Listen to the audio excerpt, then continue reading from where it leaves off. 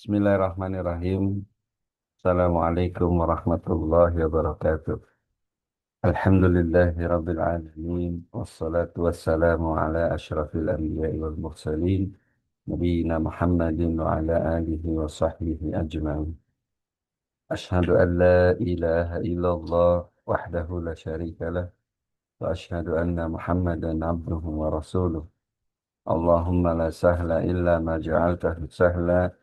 Wa anta taj'alul hazna sahlan idza syi'ta. اللهم لا علم لنا إلا ما علمتنا إنك أنت العليم الحكيم. اللهم فقهنا في دينك وعلمنا ما ينفعنا وارزقنا إخلاصا في القول والعمل وزدنا علما يا أرحم الراحمين.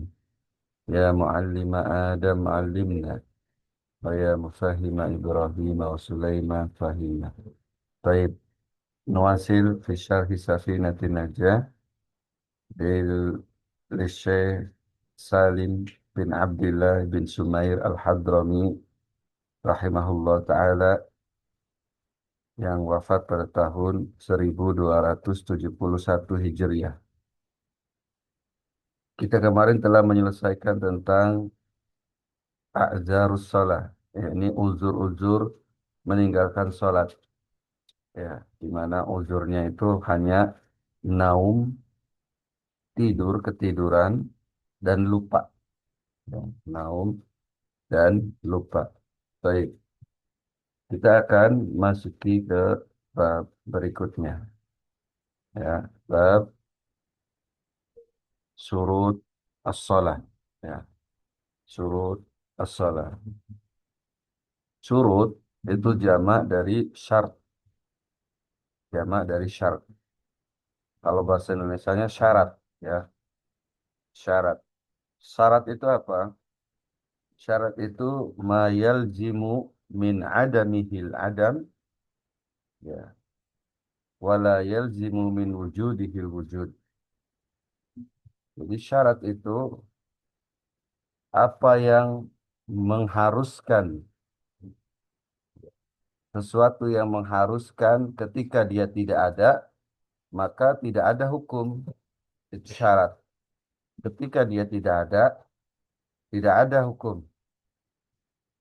Dan ketika dia ada, tidak mesti ada juga. Namun ketika hukum itu ada, syarat itu harus ada. Begitu ya. Syarat itu harus ada.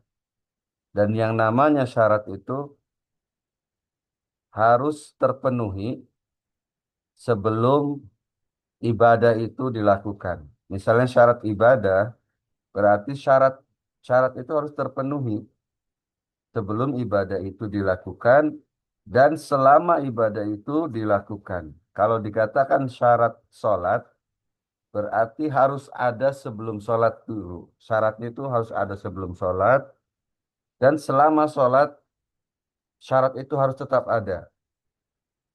Kalau syaratnya misalnya 8, 8-8-nya itu harus ada selama selama sholat. Sebelum sholat dan selama sholat. Kapan hilang salah satunya, maka sholatnya itu batal. Ya, kalau hilang salah satunya, maka sholatnya batal. Baik. Sekarang kita akan baca eh, matannya. Iqra ya Al-Bara. Ahsanallah.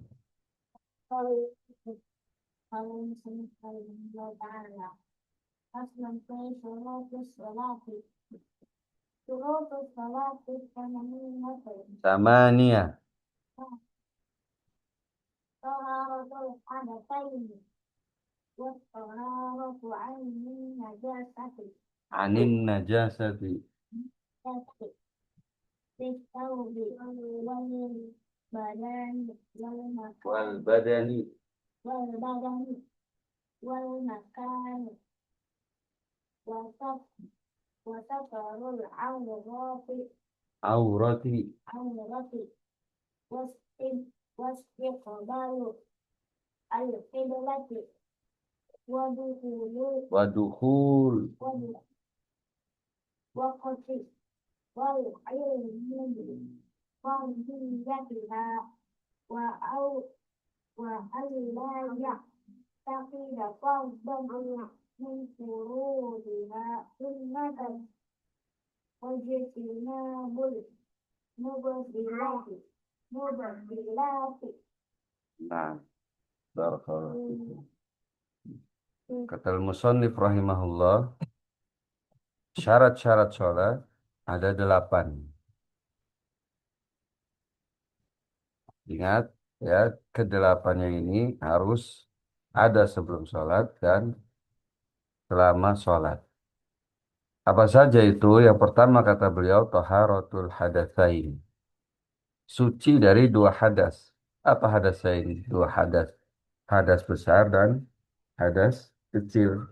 Ya, nanti dibahas juga setelah ini oleh beliau apa itu hadatsain. Ya. Jadi hadas besar dan hadas kecil. Bagaimana cara mensucikannya? Ya, sudah kita bahas di bab sebelumnya bahwasanya cara bersuci dari hadas kecil adalah dengan berwudu. Ya, dengan berwudu. Adapun bersuci dengan hadas besar itu dengan mandi, dengan mandi. Ya. Dan tayamum itu adalah toharoh yang daruroh, ya, doruroh, ya, toharoh yang darurat.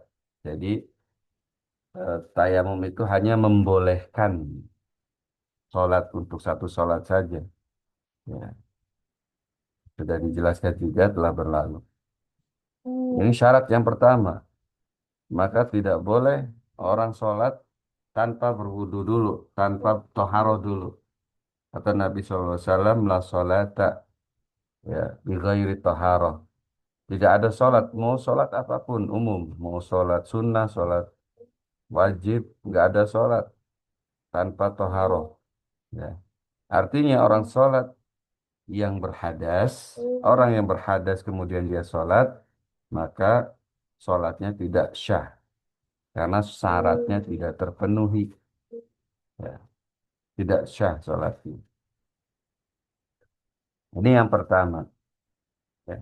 Yang kedua kata beliau, wat-taharatu anin najasati bisaubi wal badani wal makan. Suci dari najis. Ya, suci dari najis. Telah berlalu juga najis itu apa? Ya, najis. Kemudian najis mughallaza itu apa? Najis mutawasito itu apa? Najis mukhaffafa itu apa? Telah berlalu. Ya. Suci dari najis pada pakaian, tubuh, dan tempat untuk sholat. Misalnya seseorang sholat dengan pakaian yang bernajis, maka tidak syah sholatnya. Seseorang sholat dengan pakaian yang bernajis, misalnya pakaiannya bekas dikencingin, dipipisin oleh anak perempuan atau bayi perempuan, maka tidak syah sholatnya.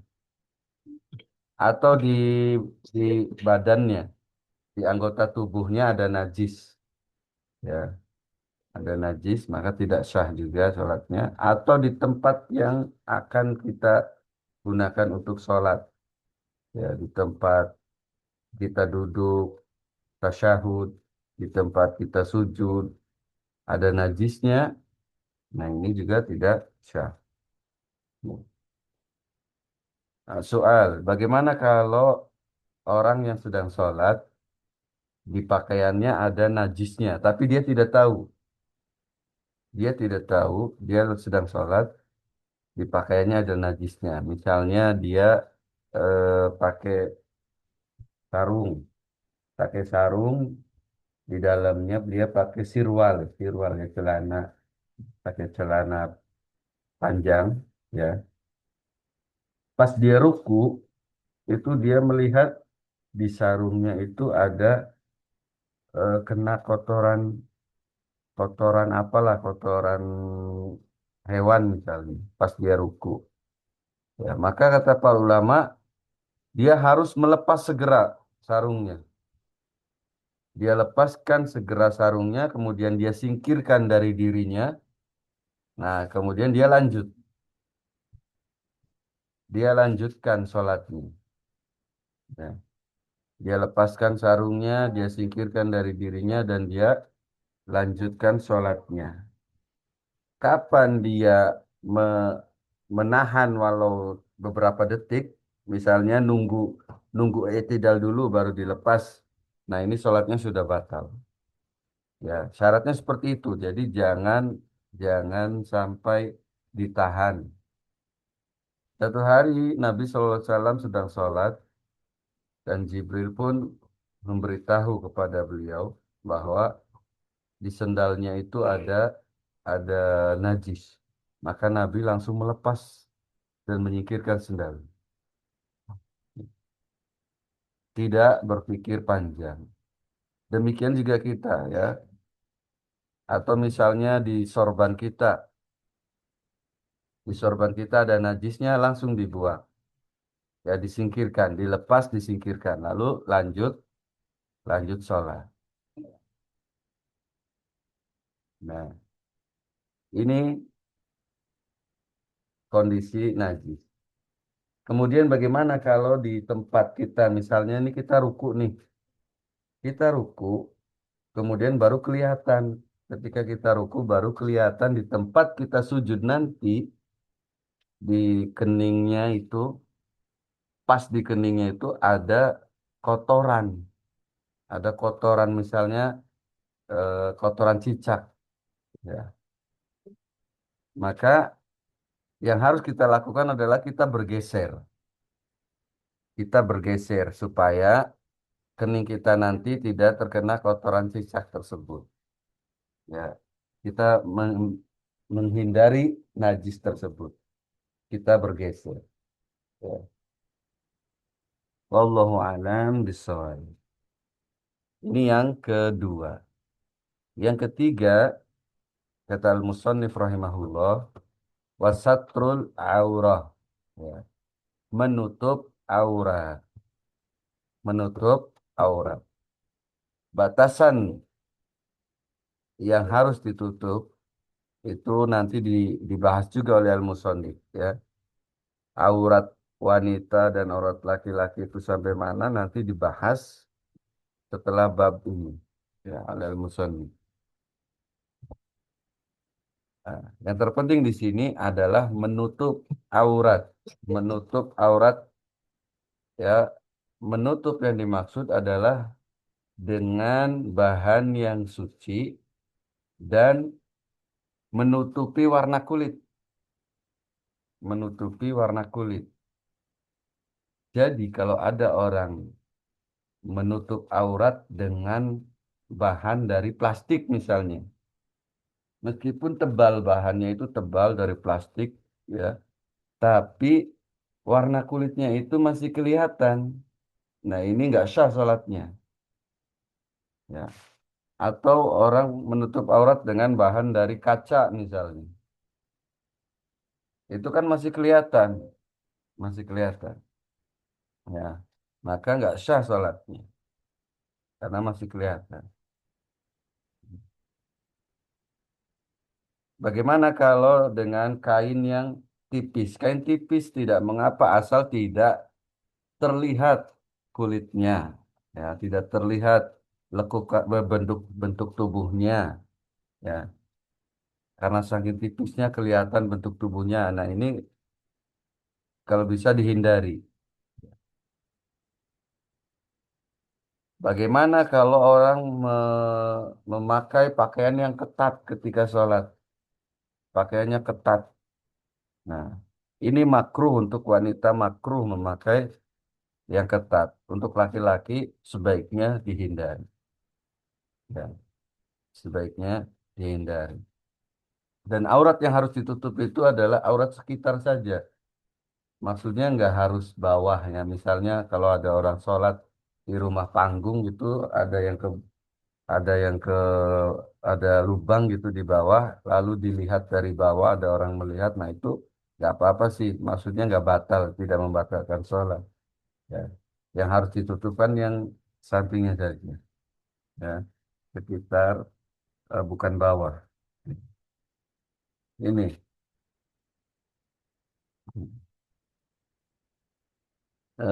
Kemudian yang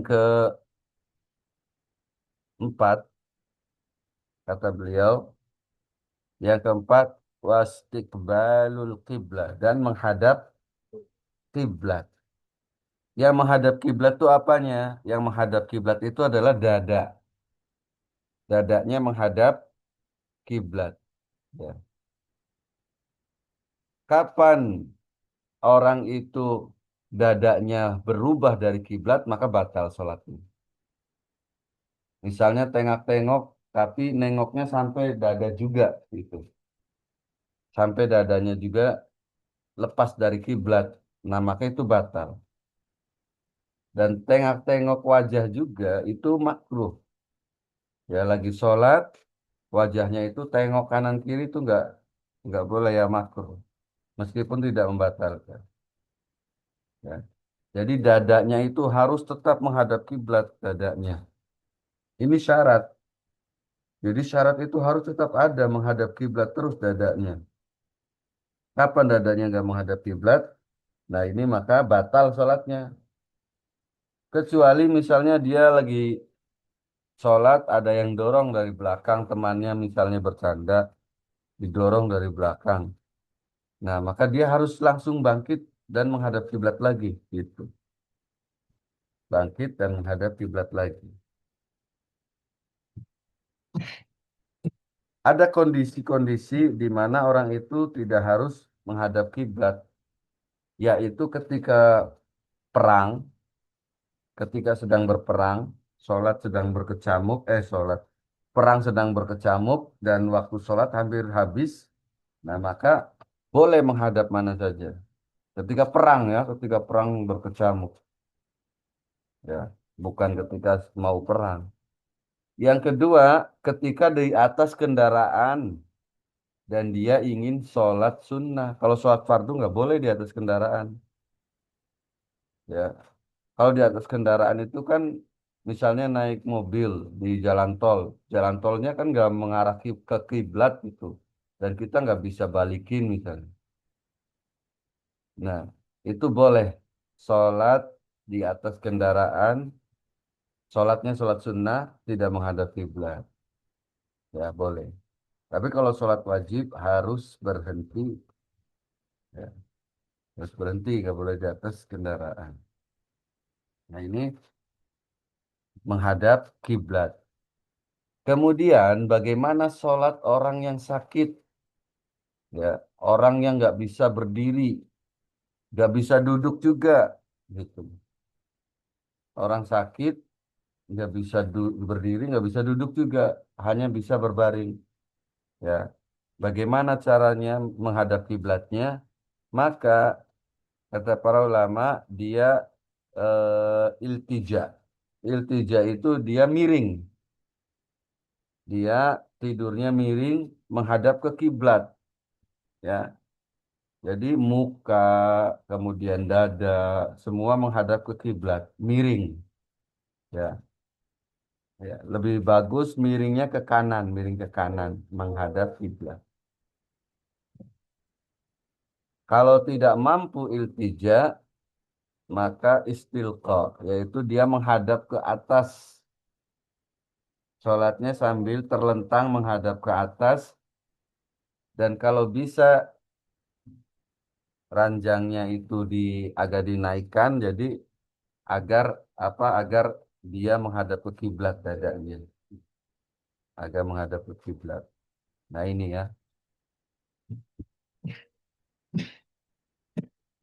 Tadi mengenai menutup aurat juga, bagaimana kalau kita lagi sholat? Kalau kita lagi sholat, pakaian kita terkena angin, sehingga aurat kita tersingkap. Bagaimana ya? Ya. Ketika kita lagi sholat, pakaian kita terkena angin, aurat kita tersingkap. Kata para ulama, dia harus segera menutupinya. Ketika auratnya tersingkap, harus segera menutupinya. kapan dia menunggu walaupun 1 detik, nantilah ditutupnya, maka batal. Sholatnya batal. Kalau lagi sholat, auratnya tersikat angin, ya langsung segera tutup. Ya, langsung segera tutup.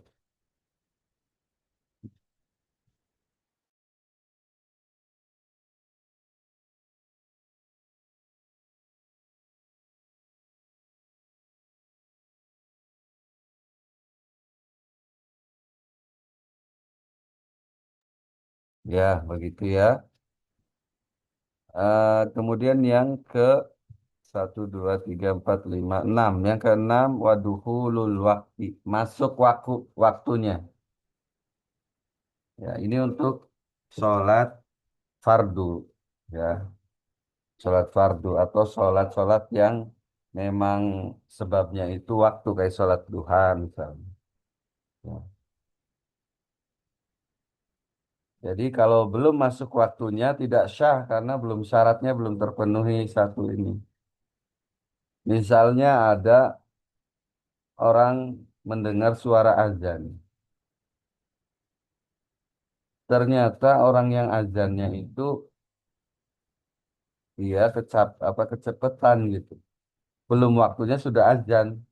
Nah, orang yang mendengar suara azan itu dia sholat, ya, dia sholat. Kemudian baru 3 rakaat ada suara azan lagi di mana-mana di masjid ini azan di masjid itu azan. Nah, berarti sholatnya itu belum masuk waktu, tidak sah sholatnya itu. Ya, dia harus mengulang sholatnya. Dan waktu-waktu sholat itu sudah kemarin kalau tidak salah dijelaskan juga ya waktu-waktu sholat.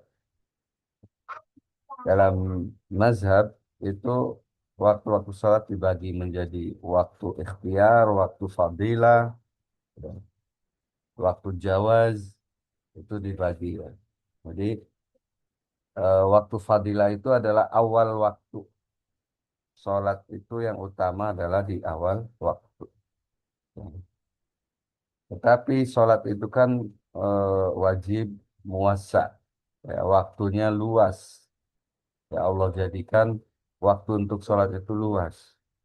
Sehingga kalau misalnya ada seseorang yang dia memang dibayar oleh eh, orang lain, ya dibayar untuk bekerja misalnya. Satu hari misalnya lagi rapat penting, ya kemudian azan. Orang yang membayarnya meminta dia untuk meneruskan rapat, maka teruskan rapatnya. Ya, dia bisa memilih waktu ikhtiar. Ya, itu yang lain. Kata orang yang membayarnya atau kata pimpinannya, kita lanjutkan rapat. Ya, tanggung. Sebentar lagi selesai. Maka rapat. Ya, rapat dulu. Ya, karena dia sudah dibayar untuk itu. Dia bisa sholat setelah rapat. Wallahu a'lam bishawab. Yang ketujuh, yang keenam, ya yang keenam.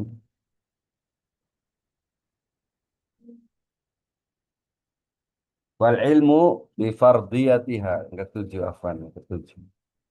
Dan dia mengilmui bahwa sholat yang dia kerjakan itu wajib. Ya, ini kalau sholat 5 waktu ya.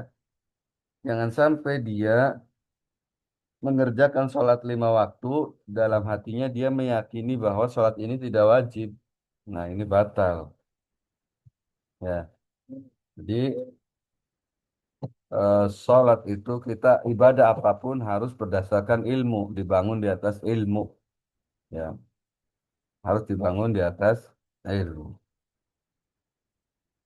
Berikutnya wa alla ya'taqida fardhan min furudiha sunnah dan tidak meyakini rukun-rukun ya dari rukun-rukun sholat itu sunnah. Misalnya ada orang meyakini Al-Fatihah itu membaca Al-Fatihah itu sunnah. Nah, maka ini tidak syah juga. Ya, dia harus mengilmui dulu ya rukun-rukunnya. Kecuali bagi orang-orang yang memang baru masuk Islam, ya atau yang lainnya memang dia tidak punya waktu untuk belajar misalnya. Nah, ini dimaafkan. Yang terakhir wajtinabul mubtilat dan menjauhi pembatal-pembatal sholat. Ya, ada juga surah yang mengatakan bahwa wajtinabul mubtilat ini adalah rukun ya, bukan syarat. Wallahu alam bishawab. Baik, Iqra. Kalau misalnya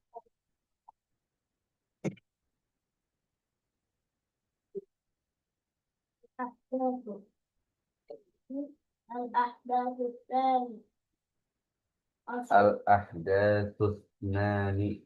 al-ahdafu mani asgharu akbaru wal akbaru ma aujabal wudu'a wal akbaru ma aujabal ghusla. Nah, kata al-musannif rahimahullah, hadas ya, hadas. Hadas itu ada dua. Kata beliau, hadas itu ada dua.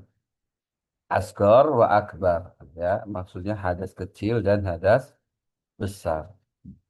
Fal asgoru ma'au jabal wudu.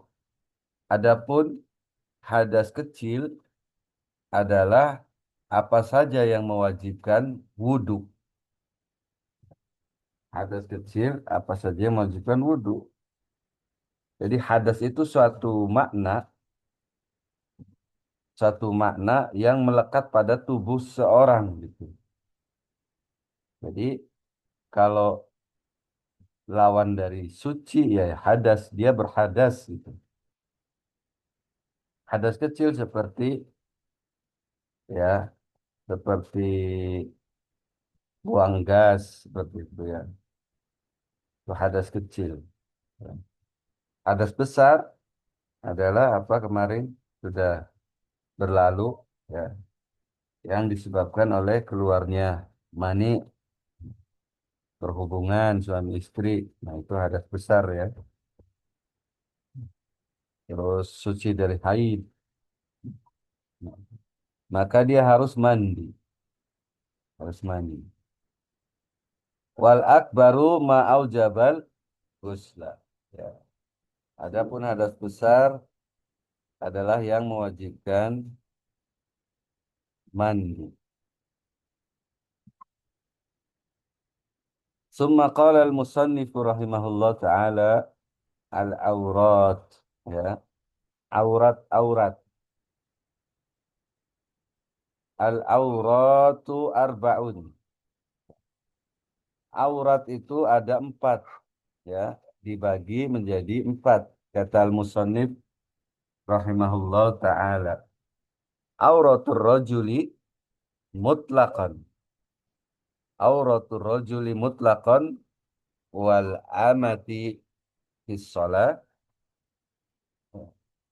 ma baina surati war rukbah. Aurat laki-laki ya, secara mutlak mau dalam sholat mau tidak ya, sama dengan auratnya budak perempuan. Jadi aurat laki-laki mau dalam sholat mau tidak sama dengan auratnya budak perempuan di dalam sholat. Ya. Apa itu?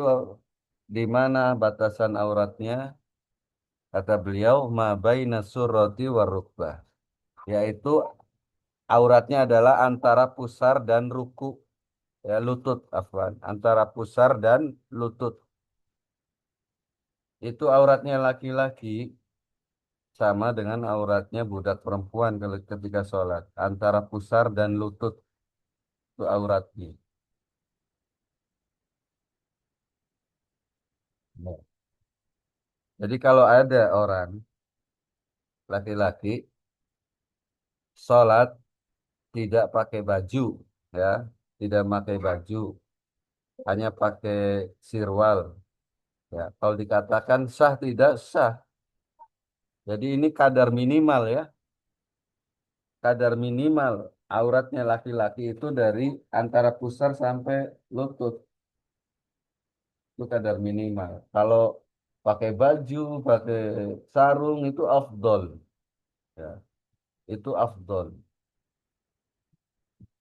Jadi kalau ditanya auratnya laki-laki, ada seorang laki-laki sholat nggak pakai baju, pakai celana aja. Kalau ditanya sah nggak, ya sah, sah. Karena kadar minimalnya itu dari antara pusar dan lutut. Pusarnya itu bukan aurat, lututnya juga bukan aurat. Yang aurat itu antara keduanya. Ya. Kalau ada laki-laki misalnya, celananya itu sampai lutut, sholat celananya sampai lutut. Ya. Syah tidak? Ya, kita katakan jawabannya adalah syah. Selama dia bisa menjaga yang di atas lututnya, jangan sampai tersingkap. Kadang kalau ruku kan, kalau ruku itu kadang keangkat ke atas. Nah, kapan pahanya kelihatan itu udah batal. Ya. Atau kadang kalau sujud itu tersingkap. Ya. Jadi afdolnya adalah celananya harus di atas mata kaki. Seperti itu. Jadi kalau memakai celana saja sah, apalagi pakai kaos gitu ya. Bagaimana kalau ada orang seorang laki-laki sholat dengan pakaian ketat? Ya, maka tadi sudah dijelaskan sebaiknya dijauhi ya dengan pakaian ketat. Ya, budak juga, budak wanita itu auratnya sama kayak laki-laki dari pusar sampai lutut. Ya. Saat ini tidak ada perbudakan ya, perbudakan sudah tidak ada. Cuma tidak menutup kemungkinan ya suatu hari nanti akan ada perbudakan lagi, akan kembali ke zaman lagi. Ya, jadi apa sih yang mendasari ini? Ya, tentu saja Allah Subhanahu wa taala lebih tahu ya, kondisi-kondisi. Apakah Allah tidak tahu akan kondisi nanti itu banyak pakaian? Tentu saja Allah tahu, Allah Maha tahu. Ya. Dahulu pakaian itu jadi barang langka, ya. Pakaian dahulu itu jadi barang langka, susah. Hanya orang-orang kaya yang bisa beli pakaian. Nah, ketika ditemukannya mesin, pakaian bisa diproduksi secara massal, pakaian itu sekarang ya kita bisa saksikan orang beli pakaian bisa setiap tahun. Nah, bahkan pakaiannya masih bagus, orang itu beli lagi, beli lagi. Kadang orang itu buang-buang pakaian. Maka dalam kondisi seperti ini sebaiknya aurat itu ditutup secara sempurna ya. Kita sholat pakai pakaian yang bagus ya, pakai sarung, pakai peci, pakai baju seperti itu. Ya, tidak menutup kemungkinan di suatu hari nanti pakaian itu menjadi langka lagi juga bisa. Ya kalau Allah berkehendak semua bisa terjadi. Summa qala al-musannifu rahimahullah wa auratul hurati ya auratul hurrah hurrah itu orang merdeka wanita yang merdeka kalau ammah tadi budak wanita kalau hurrah wanita yang merdeka wa auratul hurrati fis shalah ya kita zaman sekarang itu wanitanya semua merdeka. Nah, ini makanya ini penting kata beliau aurat wanita dalam sholat jami'u badaniha masiwal wajhi wal kafain. Seluruh tubuhnya kecuali wajah dan telapak tangan. Telapak tangan itu bisa eh, batni, batni, button itu apa ya? Dalam di dalam telapak tangan dalam dan punggungnya itu. Itu bukan aurat. Dan wajah, wajah itu batasannya seperti wudhu kemarin dibahas dari mulai tumbuhnya rambut. Maka yang kebanyakan orang itu keliru adalah bawah dagu ini kelihatan nih, wanita nih bawah dagunya itu kelihatan. Nah, itu aurat itu harus ditutup. Jadi kalau pakai kerudung harus menutup bawah dagunya juga. Jangan sampai bawah dagunya kelihatan. Sampai sini aja nih. Nih, ininya jangan kelihatan bawah dagunya. Karena bawah dagu itu aurat. Yang bukan aurat itu wajah. Wajah boleh kelihatan. Nah, kasus juga berikutnya ketika sholat ya tidak memakai mukena. Misalnya dalam perjalanan sholat pakai eh, gamis saja gitu. Ketika mengangkat tangan untuk takbir, pergelangan tangannya itu terbuka. Pergelangan tangannya itu terbuka, nah itu batal ya, nggak boleh. Makanya untuk amannya berpergian itu mengenakan apa namanya itu menset ya, namanya menset, manset ya, manset. Iya, itu jadi di pergelangan tangannya sebaiknya ketika ingin bepergian mengenakan itu supaya ketika mengangkat tangan untuk takbir tidak terbuka. Ya. Dan seorang wanita tidak boleh menutup wajahnya ketika sholat. Tidak boleh pakai cadar. Ya, tidak boleh. Harus dibuka. Kecuali, kecuali dia sholat di tempat ramai dan banyak laki-laki ajnabi. Ya, laki-laki yang bukan mahramnya. Laki-laki asing. Itu namanya kebutuhan. Ya, darurat. Ya, boleh dia sholat menutup wajah. Ya, wallahu a'lam bishawab. Tsumma qala al-musannifu rahimahullah wa auratul hurrati wal amati indal ajnabi